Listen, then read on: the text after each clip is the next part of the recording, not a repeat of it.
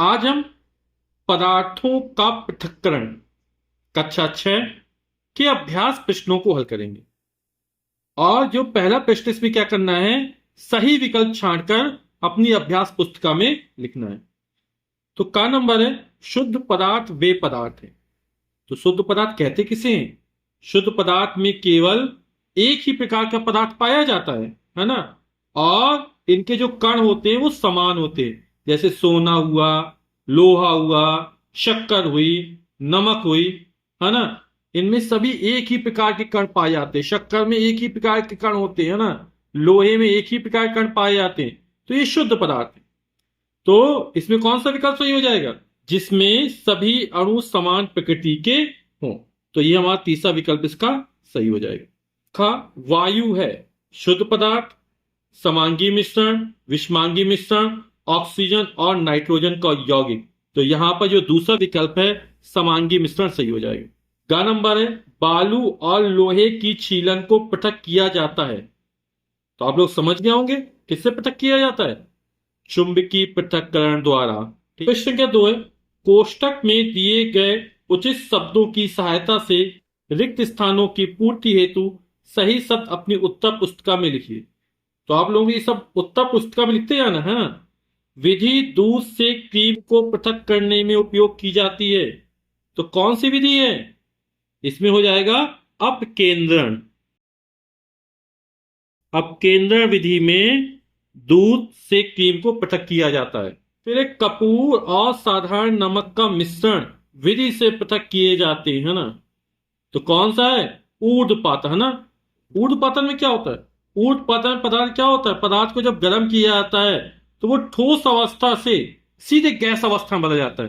द्रव अवस्था में नहीं बदलता है, ठोस से सीधे गैस अवस्था में बदल जाता है। तो इस प्रक्रिया को क्या कहते हैं? ऊर्ध्वपातन कहते हैं, है ना। जैसे आयोडीन हुआ, नौशादर हुआ, नेप्थलीन हुआ, इनको जब गर्म करते हैं तो ये सीधे ठोस अवस्था किसमें बदल जाते हैं? गैसीय अवस्था में बदल जाते हैं। तो यहां पर आ जाएगा ऊर्ध्वपातन। तो यहां रिक्त स्थान लिख देंगे ऊर्ध्वपातन। शीलन को किसी मिश्रण से चुंबक द्वारा पृथक किया जाता है। तो यहां पे लोहे के छीलन को। नमक और पानी के मिश्रण से नमक विधि द्वारा पृथक किया जाता है। तो यहां पर जो विधि प्रयोग की जाएगी वो है वाष्पन। आसवन विधि द्वारा, है ना, से शुद्ध प्राप्त किया जाता है। तो इसमें भाप से शुद्ध जल प्राप्त किया जाता है।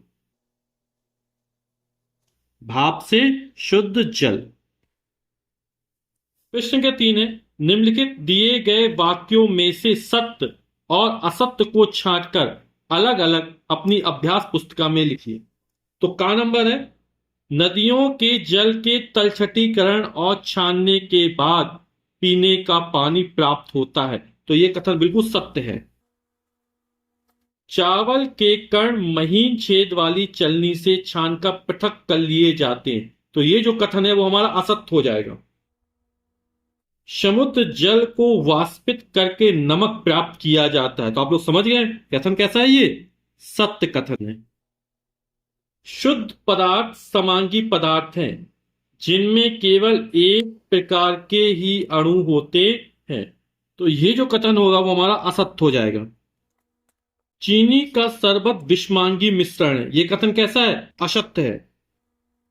चीनी का जो शरबत है वो समांगी मिश्रण होता है ना। क्रोमेटोग्राफी विधि द्वारा रंगों का विभेदीकरण करते हैं, और ये जो कथन है बिल्कुल सत्य कथन है। प्रश्न के 4 है, यदि मिश्रण में दिया गया अवयव निम्नवत गुण प्रदर्शित कर रहा है तो इसमें पृथक्करण की कौन सी विधि अपनाएंगे? तो का नंबर है, दूसरे अवयवों से भारी हो जिसे फटकना या ओसाना विधि का प्रयोग किया जाएगा। दूसरे अवयवों से बड़ा हो, इसमें बीनना या चालना विधि का प्रयोग किया जाएगा।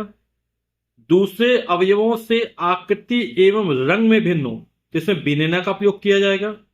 एक पानी में घुलनशील, दूसरा अघुलनशील हो, इसमें निथारने या छानने का प्रयोग किया जाएगा। एक अवयव तैरता हो, दूसरा अवयव डूब गया हो, इसमें आसवन का प्रयोग कर सकते हैं, आप केंद्र विधि का प्रयोग कर सकते हैं। अगला प्रश्न है, चीनी के शरबत में लकड़ी के कोयले के कुछ छोटे टुकड़े मिल गए हैं, इन्हें आप कैसे पृथक करेंगे? तो इसमें आप समझ गए, छान कर पृथक कर लेंगे, है ना। तो आप उत्तर में लिख लेंगे, चीनी के शरबत में लकड़ी के कोयले के कुछ छोटे टुकड़े मिल जाने पर उसे छान कर पृथक करेंगे। ठीक। प्रश्न का 6, संक्षेप में उत्तर दीजिए। का नंबर, शुद्ध और अशुद्ध पदार्थ में क्या अंतर है। तो शुद्ध और अशुद्ध पदार्थ में अंतर लिखना है ना। तो शुद्ध पदार्थ में केवल एक ही प्रकार का पदार्थ पाया जाता है। इन पदार्थों के सभी अणु या परमाणु समान होते हैं तथा इनके अपने निश्चित गुण होते हैं। ठीक। अशुद्ध पदार्थ में क्या लिख देंगे, अशुद्ध पदार्थों के सभी अणु परमाणु समान नहीं होते हैं तथा इनके अपने निश्चित गुण भी नहीं होते। ठीक है।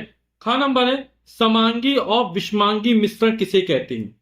तो समांगी मिश्रण में क्या लिखेंगे, ऐसे मिश्रण जिनमें दो या दो से अधिक अवयव उपस्थित रहते हैं किंतु उन्हें अलग अलग नहीं देखा जा सकता है, समांगी मिश्रण कहलाते हैं। और मिश्रण के सभी अवयव समान रूप से वितरित होते हैं। और विषमांगी मिश्रण में क्या लिखेंगे, ऐसे ठोस अथवा द्रव पदार्थों के मिश्रण जिनमें उनके अवयवी पदार्थों को सामान्यतः अलग अलग देखा जा सकता है, विषमांगी मिश्रण कहलाते हैं। इस प्रकार के मिश्रण में सभी घटक समान रूप से वितरित नहीं होते हैं। गा नंबर, दो शुद्ध पदार्थों के नाम बताइए। तो शुद्ध पदार्थ में कौन कौन से है, सोना है, चांदी है, लोहा है, शक्कर है, नमक है ना। तो ये सब शुद्ध पदार्थ है। दो पदार्थों के नाम लिख देते हैं। प्रश्न के साथ है, अपनी अभ्यास पुस्तिका में घर में प्रयोग की जाने वाली मिश्रण से पृथक्करण की किसी विधि का नामांकित चित्र बनाइए। तो आप घर में जो प्रयोग के किसी के बना सकते हैं, फटकने का बना सकते हैं, ओसाने का बना सकते हैं, बीनने का बना सकते हैं, चालने का बना सकते हैं, है ना, छानने का बना सकते हैं, आसवन का बना सकते हैं, आप केंद्र का बना सकते हैं, जिसका भी आप बनाना चाहें जो आपके घर में प्रयोग हो रही हो। ठीक। प्रश्न क्या 8 है, क्रोमेटोग्राफी विधि का प्रयोग हम कहां कहां पर कर सकते हैं। तो क्रोमेटोग्राफी विधि का प्रयोग कहां कहां पर कर सकते हैं, रंगों के पृथक्करण में कर सकते हैं।